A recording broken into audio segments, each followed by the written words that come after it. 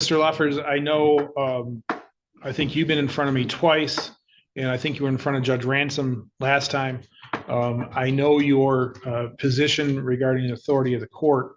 To keep matters moving, though, I have to set a time limit as to how long I'm going to allow you to address the court. Hold that thought. I know you always have a concern, and rightly so, as to whether or not we're on the record. My concern is from where you're standing, I'm not sure the microphones are able to pick you up well enough to get an accurate record, and the court reporter is telling me that.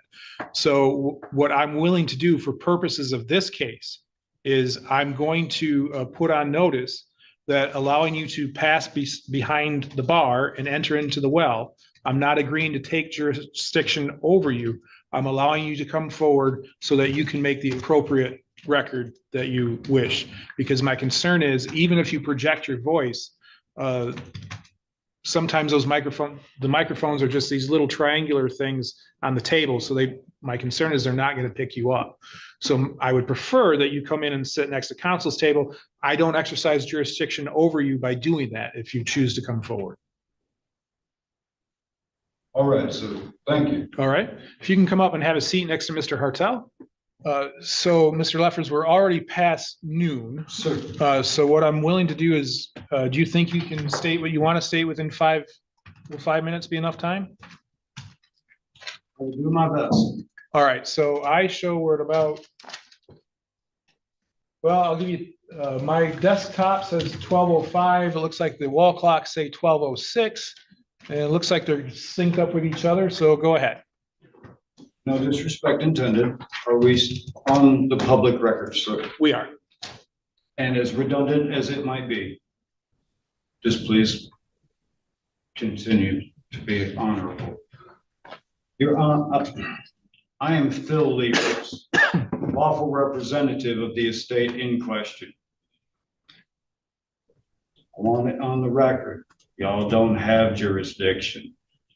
I voluntarily appear in this court today on special appearance. Hey guys, and welcome to today's video.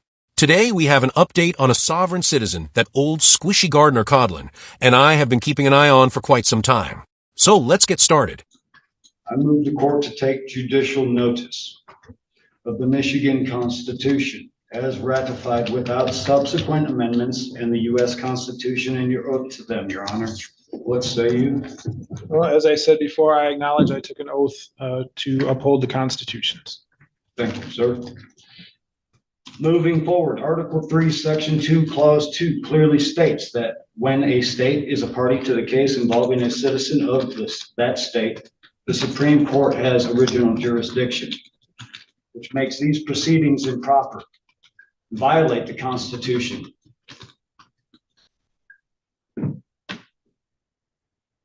It's the wrong venue. The request that I've supplied, which I have to amend, because now there are extra things added. And Mr. Champion also and RJ at the defender's office refused to allow us evidence. So I'm still being denied due process.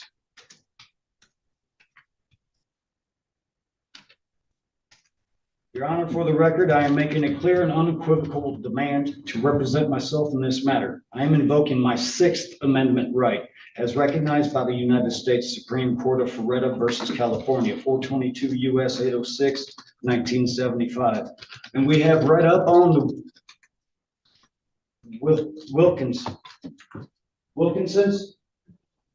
Wiggins. What? McClaskill, that's right. The McClaskill and Wiggins and implied change in law. I do not accept standby counsel, which affirms my right to proceed without counsel when the waiver is made knowingly and intelligently. I respectfully decline any court-appointed attorney. You all are friends. Y'all know each other. You most recently took this seat, sir. I made friends with a lot of my coworkers in the past. I'm not going to get a fair trial here. Due process is being denied on that as well. I understand the nature of the charges against me, the penalty, and the risk involved in self-representation. I am making this decision knowingly, intelligently, and voluntarily. I ask the court to conduct any required inquiry to establish that my waiver of counsel is valid and to allow me to proceed pro se. Your Honor, I am making a clear and unequivocal demand to proceed pro se under Ferretta. I am not asking for different counsel. I am waiving counsel entirely. They are impeding upon my due process. Jawkins didn't give me anything that I asked for. In fact, he got upset at me, cussed at me, told me to mind my own business, look over this. Jurisdiction is broken. Due process is broken. I'm not being treated fairly. That is my stance. If you want to indict me on a grand jury trial, please do so. Otherwise, this needs to be dismissed with prejudice or full exoneration, or pull the trigger. Let me go up there. I'll talk to them. It's been a pleasure meeting you. Well, it's been a pleasure meeting you too. When you say go up and talk to them, who do you mean? Supreme Court Okay, all right. on a federal indictment, which as a national, we're in different jurisdictions, sir. So, you're making a special appearance. Is that why you're wearing your special overalls today? And I'm sorry, but if the court truly doesn't have jurisdiction over you, then what exactly are you doing there other than putting on a performance and undermining your own argument? So, I understand you want to represent yourself. I have a couple questions in that regard. So first of all, by representing yourself, do you believe that you can conform to the rules of the court, the published court rules? With that, finding out other things. Most recently about my hometown, the past 2 judges have been removed by the tenure council. So Canon 1 through 5, indeed, it also expresses that you're the guardian. Prosecutor is the guardian. Lawyers are guardians of our liberties and the constitutional right. So when someone pro se makes a mistake, and even unpro se, the prosecutor is supposed to be there to uphold justice, not pervert it. And that's what this is about. So Canon 1 through 5, if I make a mistake, please correct me. If I file something wrong, the clerk has let me and my wife know, okay, well, this isn't how we do this. We can accept an amendment, you write it in, blah, blah, blah. Okay, so I will do the best I can. I am very different since dying, coma, botched surgeries. I'm a permanent head trauma case. My short-term memory is gone. So unless I build a consecutive day after day, that same time, every time, I'm not going to remember. And Einstein said, it is worthless to waste brain power on things that you can write down. So,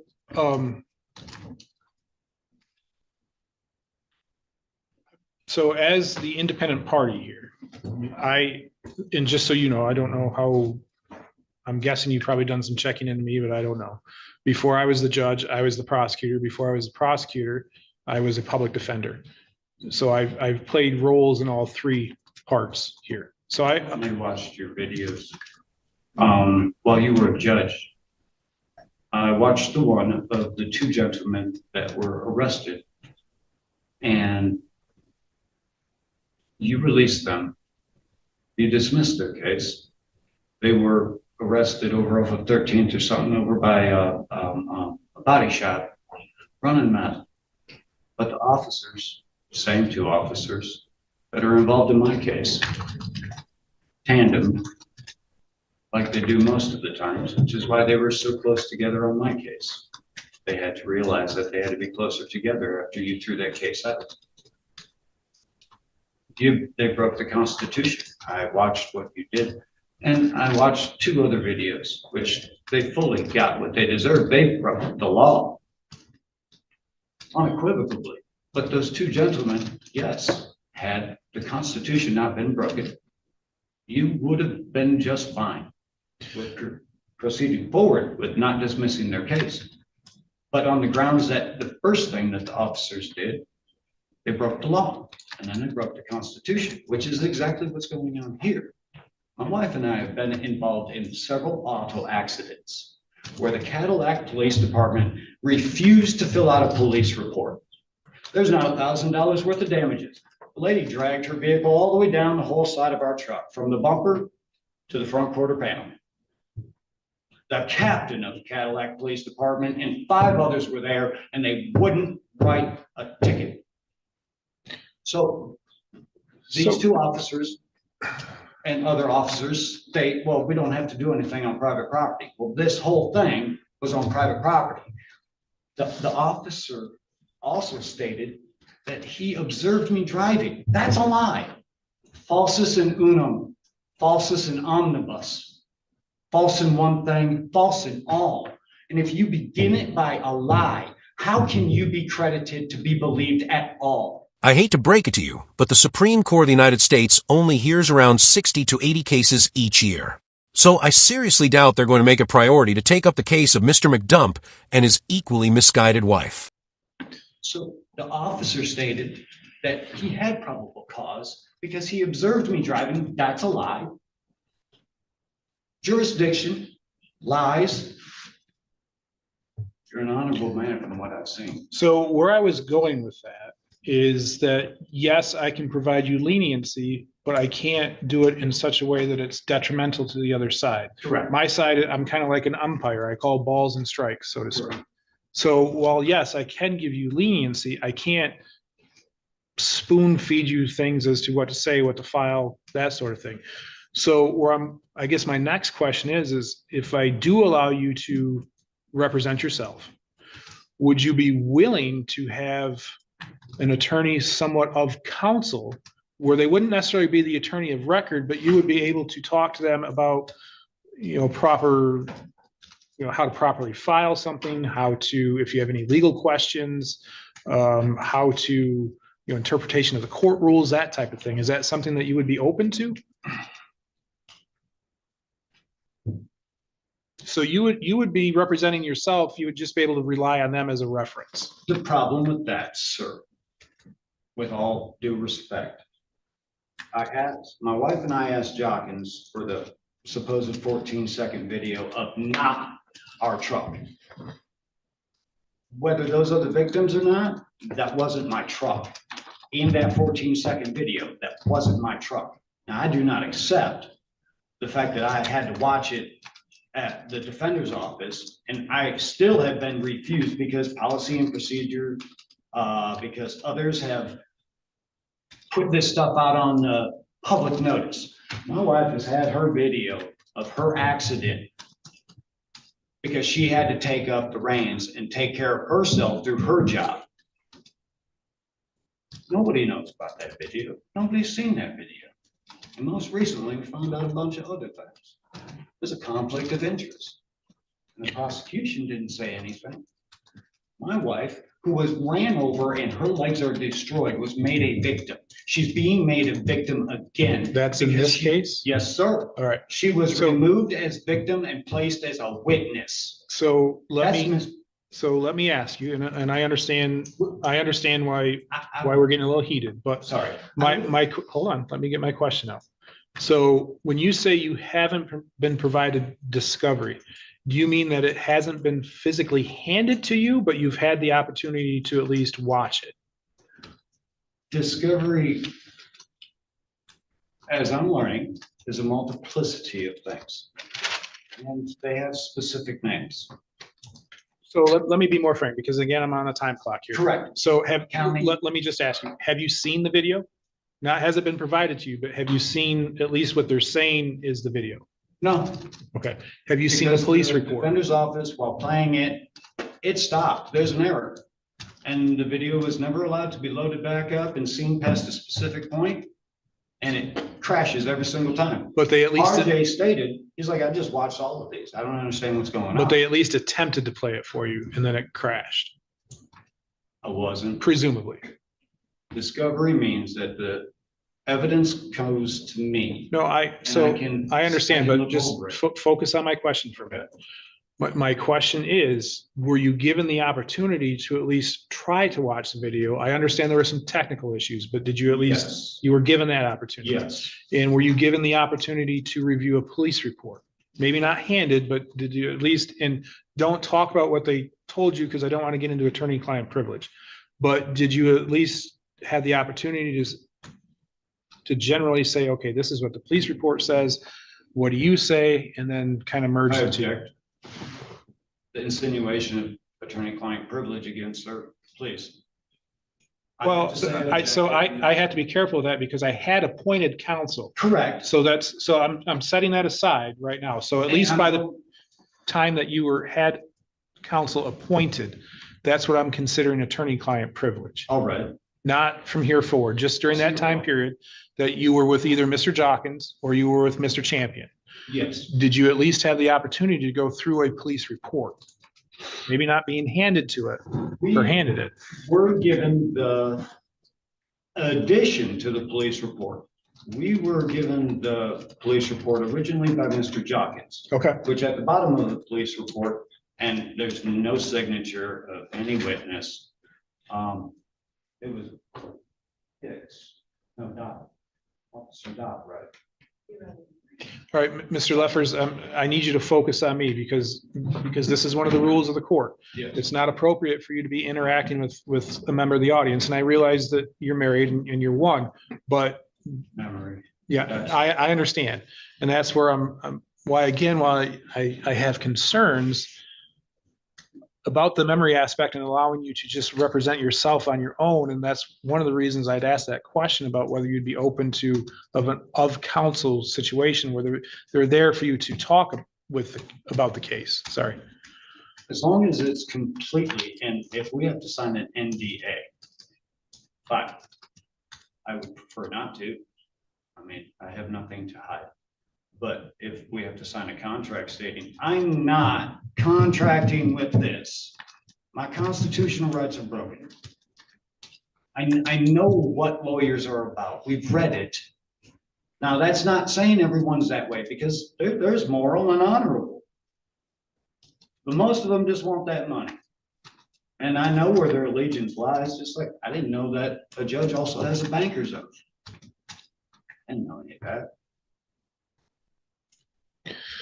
But yes. So, all right. I will do my best. So it sounds though that you want to represent yourself, but you're okay with having an of counsel position that you can talk with, make sure things are being filed properly and that sort of thing. Not that they're representing you, but just to be able to bounce ideas off, so to speak. I reserve all rights through equity and trust law and under the Constitution. And that's the kind of issue you would typically raise during a trial in front of a jury, not at a pretrial conference before the case has even reached that stage. And as long as that's not violated, I don't have a problem with that. All right. That's what I'm saying. Now, So if I allow you to represent yourself, are you going to be able, again, to comport yourself? Because realize that in the grand scheme of things, right? The Supreme Court's up here. I'm the district court. I'm way down here. There's lots of courts to get through before you get to the Supreme Court for appellate purposes. So a lot of the things that I'm left to decide are necessarily what the law says, what the Constitution says, the Constitution that is currently before me. There isn't, the appellate courts would have to tell me I'm wrong. Do you understand that? sir, but we could read the Constitution. No, I understand that, but what I'm saying, Article 3, Section 2. but what I'm saying is, because I've also noticed that in some pleadings, you said that you're not a 14th Amendment citizen, but hold on, but yet in the last pleading, you said I was violating your 14th Amendment. It's a compilation of books. Well, but sir. see, it can't be. So, But it is, but see, actually. that's where things kind of go off the rails, because you would agree with me, right? That if you are not a citizen of the United States, let's say you go to Japan, for example, all right? Are you not then subject to Japanese law if you're on their land? Whether or not you're a citizen, you would still be subject to Japanese law, correct? No. No, it's not an analysis. It's It's you the still presumption. retain your US rights and citizenship, but the minute you would step into that territory of Japan, you're then subject to their laws. Anything that abrogates the Constitution and its amendments is unlawful. But the Constitution doesn't apply in Japan, right? Well, it does. Because what national are you? That's also protected internationally to the international court. This is a criminal case and has nothing to do with a trust, equity, or any of the concepts you're trying to bring into it. And since you brought up the Constitution, you may want to take a look at the 10th Amendment, which reserves many governmental powers, including most criminal law enforcement authority and jurisdiction, to the states. Mr. Leffers, I will allow you to represent yourself, but I'm just forewarning you that you are going to be held to the same standards and procedures, whether or not you agree with those standards and procedures, because that is what I'm bound by. The standards and procedures that have been set by the Supreme Court, the laws of the state of Michigan. And when I say the Supreme Court, I mean both the Michigan Supreme Court and the United States Supreme Court. The laws of the state of Michigan and to the interpretations and case law of the when it comes in regards to interpretations of the U.S. Constitution and the Michigan Constitution. Now, I realize that because you cited the 1850 Michigan Constitution. In this court's eyes, I believe it's the 1963 is the date. Don't hold me to that exact date, but the latest version of the Constitution. When citizens are able to pick and choose which things they agree with in the Constitution and which things they don't agree with the Constitution, that's where things run afoul. And that's where it takes a court a lot higher than me to make that decision. So it's a long-winded way of saying is I am only going to be bound by what is appropriate for this court. If you need to take it to higher courts, that's certainly your prerogative. But moving forward, can you at least agree to that?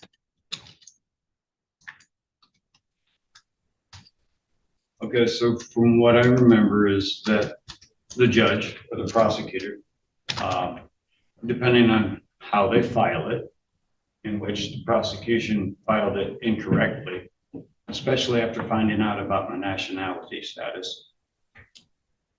Nationality status is protected by the Constitution, and the Supreme Court has ruled on that several times over. Now, the prosecuting office is supposed to refile the paperwork then and go for a grand jury indictment. So there's a proper procedure in which you have to go through to do that, and this is not that proper procedure. And if the prosecutor doesn't want to do that, then it falls upon you to make the decision. Where the truth is what it is. And Ezekiel 3:18-9. If we are seeing someone in sin and we don't say something, on the day of judgment, whatever you have seen, for anyone you didn't say something to, you will be judged for it. So, sir, I respect you and your honorable ways that I've seen. The Constitution and my rights are being broken and trampled on. My due process is broken.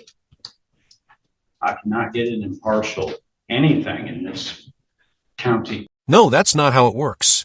I've been to Japan, and when you're in their country, you're expected to follow Japanese laws, not American ones.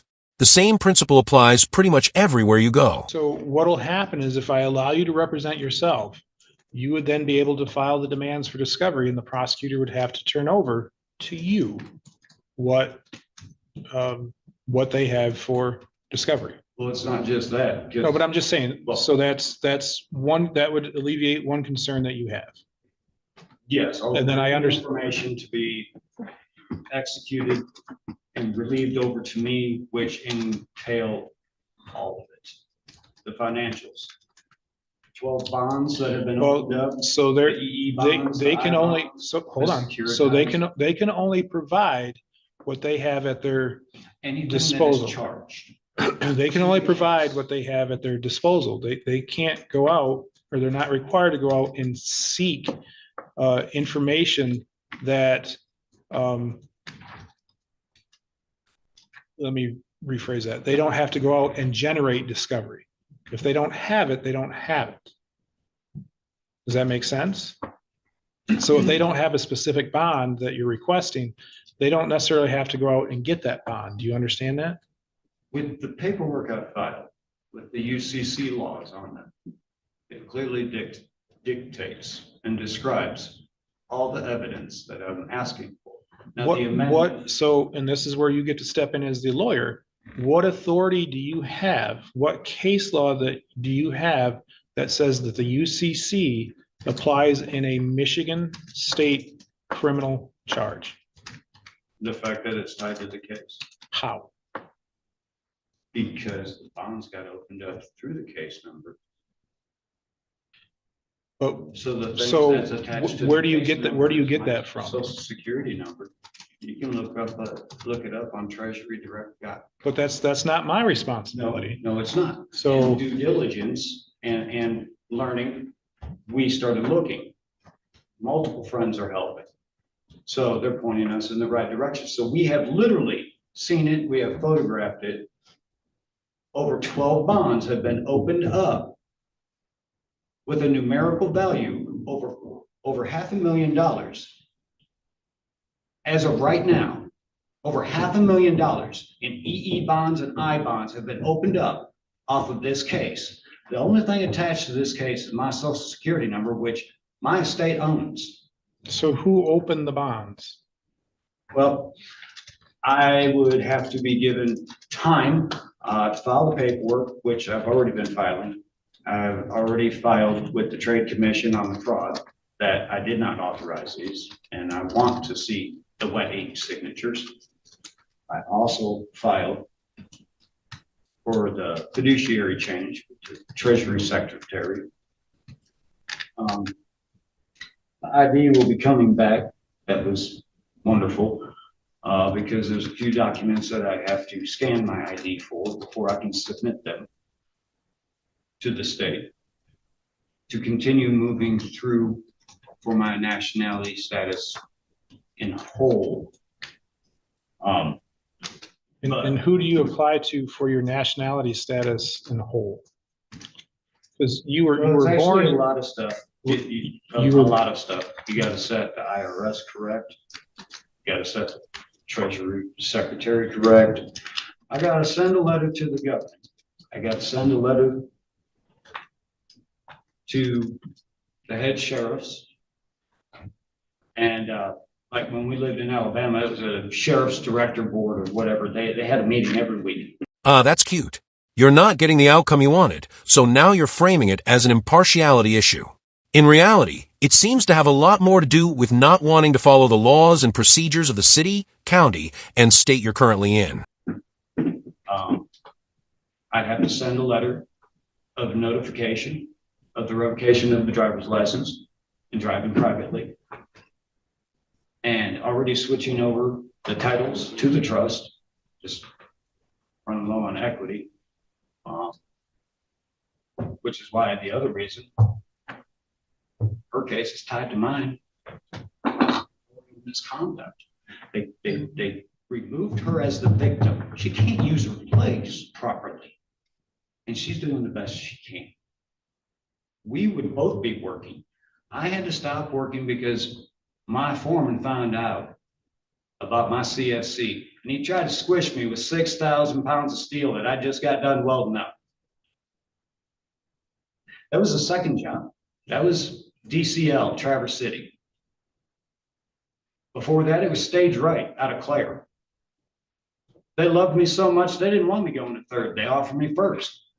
After I got out of the temp service, because I got into the temp service because I have documentation from the SOARS department stating you don't have to register because you are not a Michigan resident. We support jurisdiction and constitution. But once you sell your house and you're no longer domiciled in Adams County, Illinois, you have to get a Michigan license. So I registered in the private and have registered in the private of my own free will and volition to prove I am not a threat to a community. That if there ever is a problem, you can call me up, because the only ones that can see me are y'all. What do you mean by that? When we moved down to Illinois, they sent a letter. They never would have prosecuted me. They never would have charged me. Here's a letter stating that as long as you're an Illinois resident, you will never have to register another day in your life. Wow, I was able to hold the job for 13 years. Didn't get pushed off, didn't get hit, didn't have people trying to kill me. That's why we left Michigan. And it went to our children in public school. They were tormented, tortured.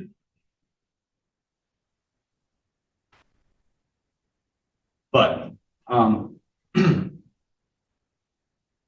I have documentation proving all the way from Ottawa County, Ottawa, Granville, Grand Rapids, Mecosta, stating I didn't have to register. And I am doing it of my own free volition to protect those that might think nefarious ideas about. Who else isn't surprised by that? At this point, the people who know him best probably saw this coming from a mile away. So because I noticed one of the pleadings that you filed before, you mentioned that you were I think you said you were a resident of Kent County? Yes, sir. That's our in care of address. Okay. All right. Now, so when you said that we're the only ones that are able to see you, are you talking about because of the registry? Oh, no, that's been changed since I sold my house. Okay. The house was locked up for about 2 years because the neighbors were so bad. Liquid Drano bombs over the house, attempted arson of the house. Yeah, and we homeschooled. So when you said that we're the only one able to see you, I guess I need Well, some more now- no, hold on. I need some more clarification. What did you mean by we're the only ones who are able to see you? Okay, so the SOARS department, Okay. when we first came back to Michigan, I contacted them. They said, well, we're going to have to look into this. We don't really know what to do. So they got back with me, stated, you don't have to do anything. Like, what do you mean? Like, you don't have to register. You don't have to notify anybody anywhere you go in the state of Michigan. You're not a Michigan resident. Okay. I'm like, okay, but I was charged in Michigan way back then. And I don't want anyone thinking anything wrong. The SARS department flat out stated, look, if you want to register, you can. We will keep you in the private registry section. We're the only ones that will see you are law enforcement. It's like, Okay. that's So it. I know Okay, what you I'll mean. do that. Okay. All right. So SOARS department and I, when I went to Ottawa County, Fillmore County Complex, they're like, wait, what's going on? You're not a sex offender. I'm like, no, I'm not. So they were going to register They you. didn't know what to do. They had to get on the phone with the SOARS department. I was in that waiting room over an hour and a half, allowing them time to get everything situated. And then I willfully went on the sex offender registry that I didn't have to do because the SOARS Department of Michigan respects jurisdiction and constitution. All right. All right, Mr. Leffers, I am going to allow you to represent yourself. Again, we've got an understanding that you're going to do the best that you can to be compliant with the court rules. Also, I'll allow the public defender's office to remain on as of counsel so that you can reach out to them. Not saying that they're going to represent you, but they're going to be there for a resource for you. Okay? And so that means from here on out, you're going to be able to represent yourself and you're going to be held to the same standards as we discussed. And I can give you some leniency, but not a ton. I gotta let you know though, this can't proceed. I cannot be a part of fraud. But so Mr. Leffers, this is where we get into the procedural aspect of it. This is where you will be able to file motions. You'll be able to conduct the hearing. And then that's where you'll be asking me to make a determination as to whether or not the case goes forward. But understand there's only certain ways that that can be done in a criminal matter. So just because you stand here today and asking for that, what I have is your word, but the prosecution doesn't have the ability to put anybody on to contradict your word. And so we would have to have an evidentiary hearing, which is essentially what the preliminary examination would be for.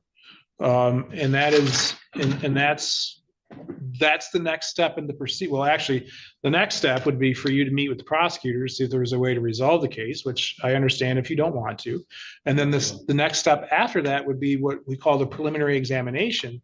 And that's where witnesses would take the stand. They would testify. You would have the ability to cross-examine those witnesses. You would have the ability to call your own witnesses. The prosecution can examine your witnesses or cross-examine your witnesses. And then you can make your argument then as to whether or not it's whatever the arguments you want to make as to whether or not the case should be dismissed. Today's not that proper time. That proper time is you're gonna get it, but it's gonna be at some different point in the future. Do you understand that? Yes, sir. All right. Ask you one last thing. Yes. Victoria incumbent onus from Bondi. The burden of proof is on the plaintiff that originally brought the charges. That's correct.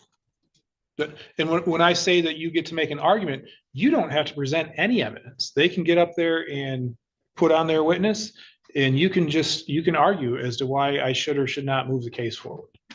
Okay. In the I need to be allowed full access to everything. Not, well, set up an appointment. I get up at 2 a.m. I go to bed at like 12:30 at night. For those who didn't catch that clearly, he's talking about having to defend himself against people's opinions and perceptions of him.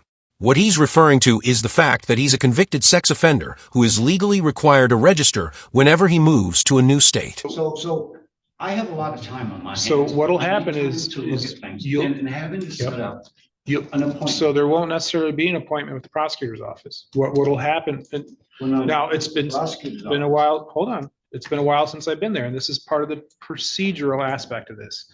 You will have to file a demand for discovery. All right.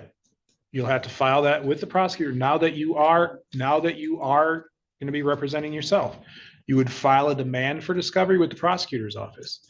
Outline everything that you want them to produce, understanding that they only have to produce what they have in their records. They don't have to go out and find things to help substantiate your case, right? Correct. Now, they do have a certain amount of time in which to do that with. So it's not like you can file today and request it tomorrow. They've got a reasonable amount of time, which the Michigan Supreme Court has decided is 21 days to comply with that request. Okay, that was a quandary that we came across. We've seen 5 days, 7 days, 21 days. We couldn't exactly pinpoint anything for sure. So thank you for clarifying. So yes, the Michigan rules of criminal procedure adopted by the Michigan Supreme Court says that they have 21 days to comply.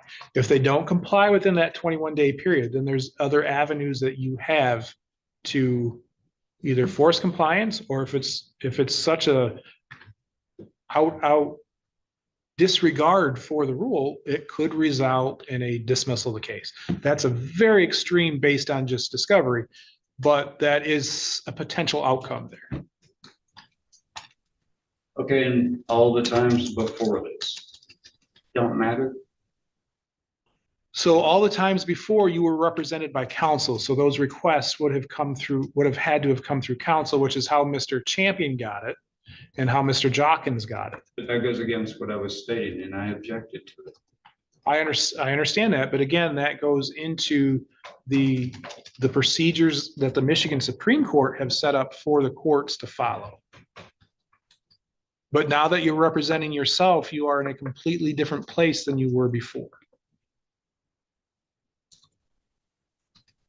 May I be candid? Sure. So does that mean that what, all of the court dates up until now was the inquiry competency test? No, nobody, Just the- nobody, I agree. nobody has requested competency on you. Well, No, Mr. no. Jockins did, Mr. Jockins did, but we Yeah, didn't even yeah, get to that whatever. point. Yep. No, what this, Meaning. that- what we've been doing is I want to make sure, because as I said, I'm the independent party here. I want to make sure that your rights are protected, that you're getting the adequate representation and the right information that you need in order to make sure that your rights are protected. Now, I understand that you might not agree with some of those procedures and it might not be moving as fast as you wanted it to, but that is why I had, I don't remember whether I had appointed Mr. or requested Mr. Jockins an appointment for him, but I know I specifically, when we removed him from the case, I do specifically remember requesting another appointment of an attorney. Because again, once you step into the role of representing yourself, that puts you at a whole different level as far as compliance with court rules, procedures, appellate rights, as opposed to having representation. So I wanted to make sure that you had every available opportunity to you. Now, all these dates that you've had, they all go to what we call the speedy trial clock. So because you are charged with a felony, you have to be, because you're not in custody, it's a little bit different. But we all look at the speedy trial clock as being 180 days before you should be at trial. All right, because you're not in custody, there's some grace given to that.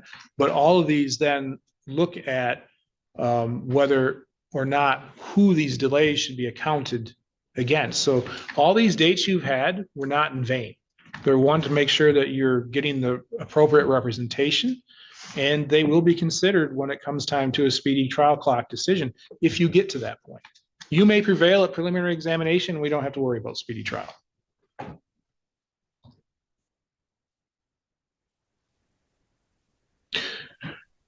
How did?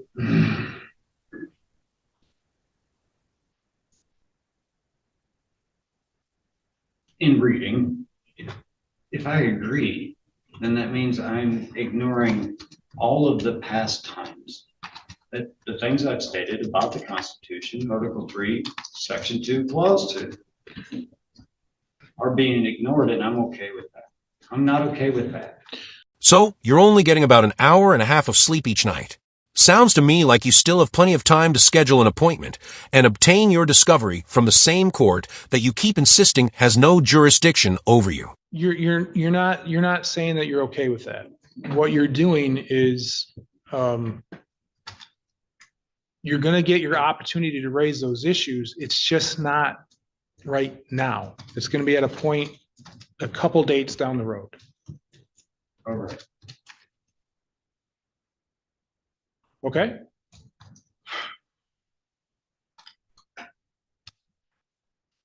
I object to all of it,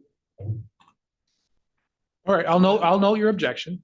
but if I have to go through this, fine.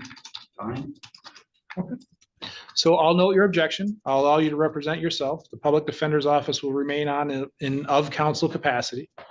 We will reset this then for a probable cause conference. Now, the other issue, hold on. The other issue is you had also filed a motion to set aside a default. Yes, sir. There has been no default judgments entered. So That came in the mail. We didn't know what the heck was going on, no offense. what came in? Was there a civil infraction with this? Yes. It was slipped in when I left. I didn't fully yes. grasp. There is a civil infraction? It's a fail to pay booking fee. All right, so Sir, I will grant that I request. got an object to it though. Yeah, go ahead and object. Sorry. My wife and I went in on a Saturday before I went and worked with Bob, Travis's cousin. And the gentleman on the phone said that the booking fee was $12 and you could pay it at the kiosk 24/7. So we went in and we paid the $12 and it apparently still stated that monies was owed, fiat was owed to the kiosk, which didn't make any sense unless all the dumping of whatever charges were added on. But we have the receipt for the $12 of the booking fee that we were informed personally on the phone from a Wexford County officer. And the website also says that it's a $12 booking fee. Then we got that, I got that in the mail. This is preposterous. This is nonsense. All right, so what I'm going to do is we will, I will set aside that default. And Thank you, then sir. we can deal with that in a normal course of business in regards to that. Thank you, sir. All right, so Mr. Leffers, you can go out to the front window where you checked in. Is there somebody out there to give him a court date? Yeah. And get your next court date, okay? Yes, can we speak about that, please? Yes, very briefly, because I'm When- now an when are hour you behind. thinking? So my thought is PCC would be reset for next Tuesday. Will that work for you or no? Honestly, no. Okay, so will the following Tuesday, which would be the 19th, will that work? Go ahead. I need. It's not on the doctor's. 19th would be fine. Okay, so we will reset it for the 19th. That will give you time to get discovery requests to the prosecutor. And it'll be set for 10:30 on the 19th. Now, this means that I will be able to have all the discovery within my. So remember, they've got 21 days to comply, but my guess is since they provided it to two different attorneys, they can probably get it to you within a 2-week time period. Well, no, I'm not So- talking about the time frame, sir. What I mean is the actual tangible, me being able to download all these Yeah, videos so- on my phones. It's not going public. So, Okay? It's not going public. So what'll happen, I don't know how it works anymore in their office, but they'll either provide you a link to click on, or you'll get a CD to put into a computer. However they do it, that's how you'll receive it. I think they do it by link now, where you'll be able to click a link and download it, but don't hold me to that. Now, But you can talk with the prosecutor's office about the best way to get it to you. now, there's a discernment with that one. If it's a link to a video, how am I supposed to make sure that that thing hasn't been doctored up or anything? Well, that's where you as your attorney get to figure that out. Unfortunately, I don't have the accessibility of resources at my hands as a prosecutor does. So if I were to want to have a video authenticated, Hey, like I said, if the court truly has no jurisdiction over you, then do what your argument suggests and simply walk away. I mean, if you were actually right, they wouldn't be able to stop you. But if you're wrong, which the legal system has consistently shown you are, then you should probably accept the free attorney being offered and stop relying on questionable legal advice you and your wife keep finding online. So there's a process. So the court is no longer involved with appointing expert witnesses. Because you are indigent, you would have to then request through the public defender's office, which they're going to be of counsel, to see whether or not they have any funds available to hire an expert on your behalf. I'm not saying that they will. I'm not saying that they won't. I don't know, because they're their own independent office. But that's where your of counsel attorney is going to come in and maybe give you some guidance there. Okay. yeah, I object to all of this. I understand, and I know your objection. The constitutional rights been broken, man. I know, but there's just because you think it has been, and I'm not saying that you're wrong. Please don't take it that way. But the prosecution has the ability to defend their case, and today is not that day. That day's coming. It's coming. I promise you that, but it's not here yet. Okay, so just bear with us a little bit. Yes, sir. All right. I thank you for your patience today and your cooperation. You can go out to the front window where you checked in. All right, so that's the end of the video. He has an upcoming court date, and I'll definitely be keeping an eye on it to see what happens next. So, if you liked the video, hit the like button. If you disliked it, hit the dislike button. But don't forget to leave a comment below and subscribe with notifications turned on so you don't miss any of my future content.